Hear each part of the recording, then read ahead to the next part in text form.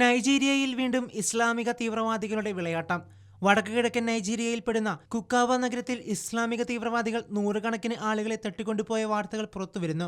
അന്താരാഷ്ട്ര വാർത്താ ഏജൻസിയായ AFP യാണ് വാർത്തകൾ പുറത്തുവിട്ടിരിക്കുന്നത്. കഴിഞ്ഞ ചൊവ്വാഴ്ച 2 ഡസൻ ട്രക്കുകളിലായി എത്തിയ Islamic state of west Africa province തീവ്രവാദികൾ നഗരത്തിന് സംരക്ഷണമൊരുക്കാൻ നിയോഗിക്കപ്പെട്ട സൈനികരെ ആക്രമിച്ച ശേഷം നഗരവാസികളെ കടത്തിക്കൊണ്ടുപോവുകയായിരുന്നു. തട്ടിക്കൊണ്ടുപോയവരിൽ കൂടുതലും ക്രിസ്ത്യൻ വിഭാഗത്തിൽപ്പെട്ടവരാണെന്ന വാർത്ത ഏറെ ആശങ്കകൾ ഉളവാക്കുന്ന ഒന്നായിട്ടാണ് മാധ്യമങ്ങൾ റിപ്പോർട്ട് ചെയ്യുന്നത്. കഴിഞ്ഞ കുറച്ചു നാളുകളായി നൈജീരിയയിൽ ക്രൈസ്തവ പീഡനങ്ങൾ കൂടിക്കൊണ്ടിരിക്കുകയാണെന്ന വാർത്ത വന്നതിന് പിന്നാലെയാണ് ഇങ്ങനെയൊരു സംഭവത്തിന് നൈജീരിയ വീണ്ടും സാക്ഷ്യം വഹിക്കുന്നത്. മൈദിഗുരിയിലെ താൽക്കാലിക ക്യാമ്പിൽ നിന്ന് സ്വന്തം വീടുകളിലേക്ക് മടങ്ങിയവരെയാണ് തീവ്രവാദികൾ തട്ടിക്കൊണ്ടുപോയത്. മനുഷ്യാവകാശ സംഘടനകൾ പുറത്തുവിടുന്ന കണക്കുകൾ പ്രകാരം 2015 മുതൽ ഇതുവരെ 12,000 ക്രൈസ്തവർ രാജ്യത്ത് കൊല്ലപ്പെട്ടിട്ടുണ്ട്. 2020 ആദ്യത്തെ 2 മാസങ്ങളിൽ മാത്രം കൊല്ലപ്പെട്ടത് 350-ൽ പരം ക്രൈസ്തവരാണ്. 3 ലക്ഷത്തിൽ പരം ഭവനരഹിതരായി. മോചനദ്രവ്യം ആവശ്യപ്പെട്ടുകൊണ്ട് വൈദികരെയും സെമിനാരി വിദ്യാർത്ഥികളെയും തട്ടിക്കൊണ്ടുപോകുന്നതും പതിവാവുകയാണ്. കഴിഞ്ഞ മാസങ്ങളിൽ കട്ടുണ, സൊക്കോട്ട